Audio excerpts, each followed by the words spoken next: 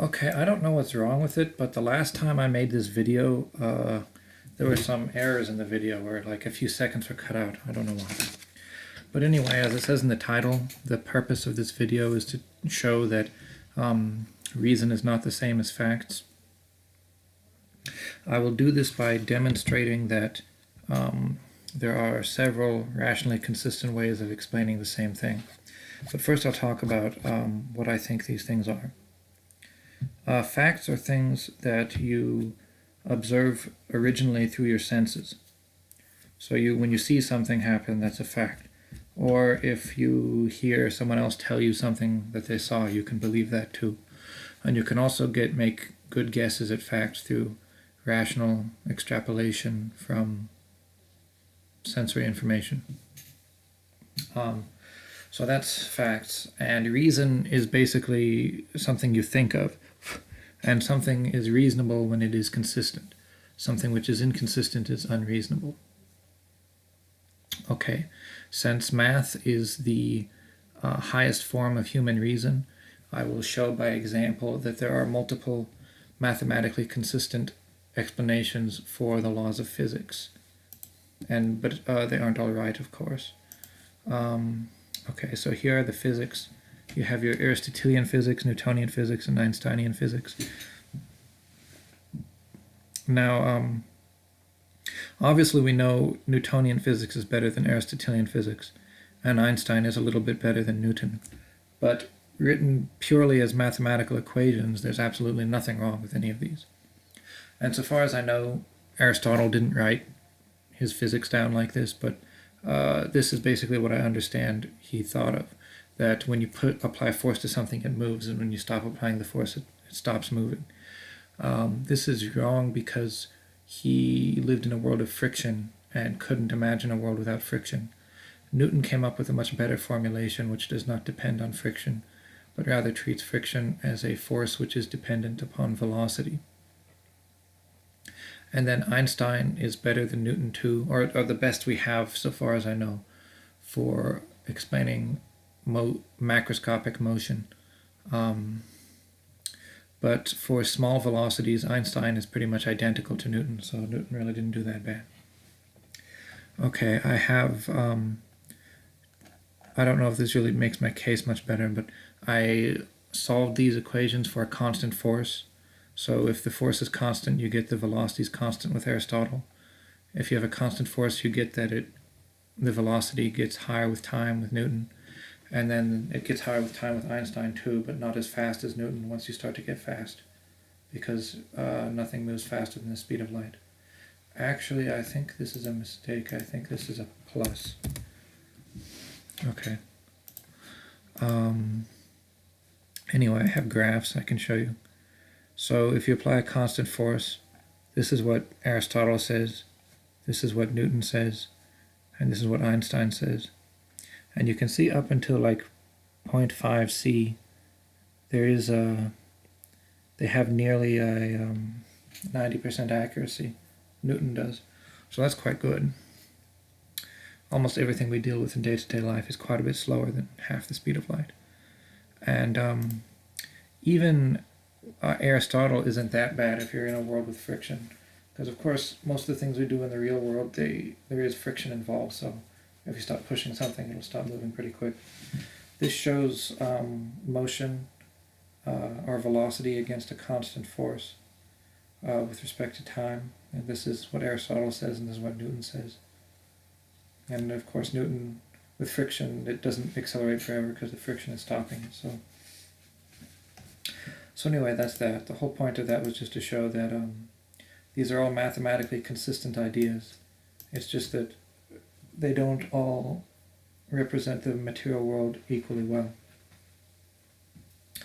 Now, I think one example is already sufficient proof that that you can have several rational ideas for the same thing, and they could potentially all be wrong. I will give a couple more examples, though. Mathematicians have invented consistent geometries for space with an arbitrary number of dimensions.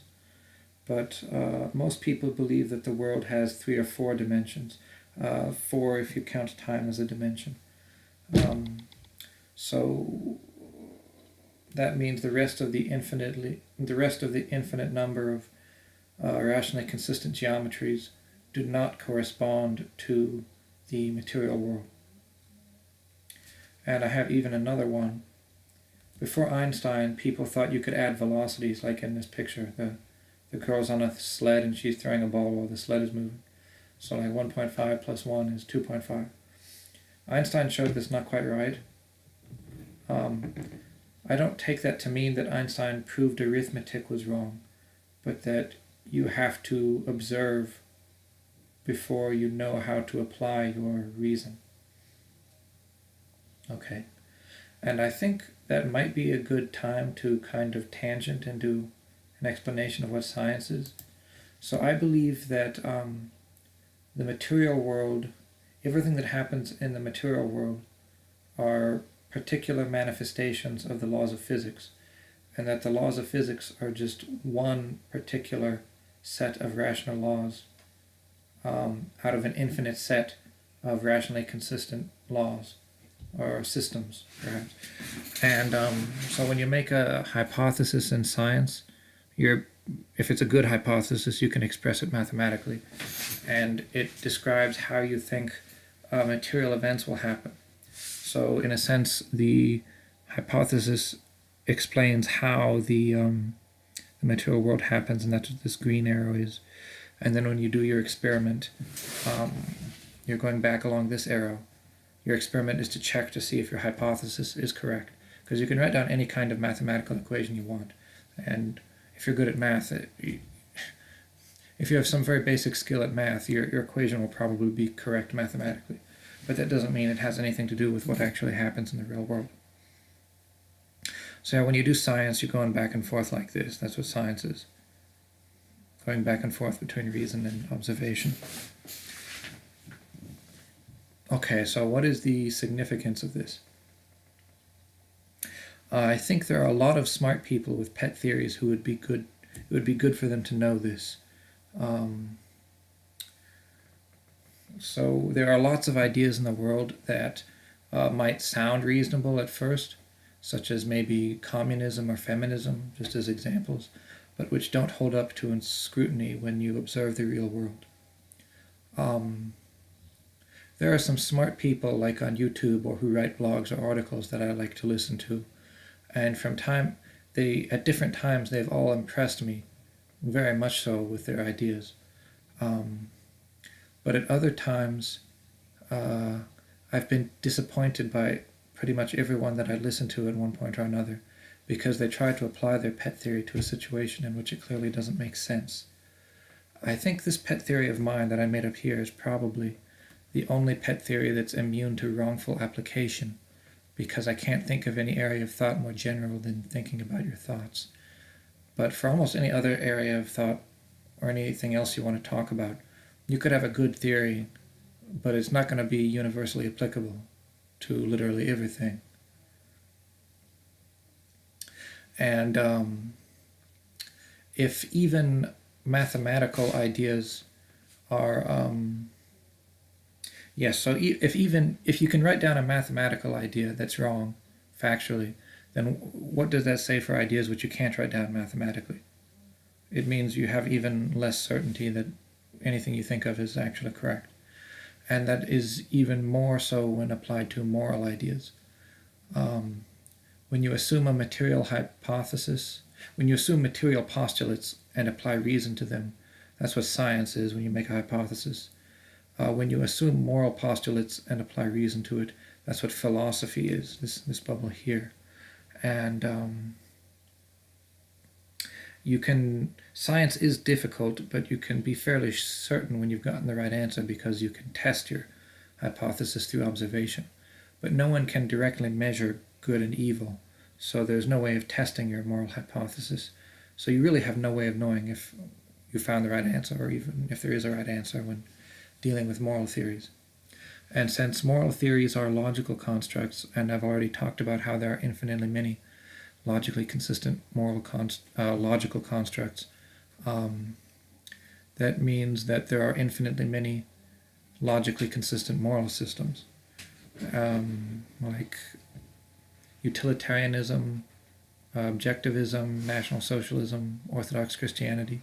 So far as I can tell, those are all more logically consistent moral systems, or at least logical systems that have moral aspects to them. I don't think there's anything logically wrong with them, so far as I can tell. But there's no way of demonstrating that one is better than the other. So what's the significance of this? I suppose the main point is that just because something makes sense doesn't mean that it's actually true. And I think a lot of people would do well to be cognizant of that. And that'll be the end of the video.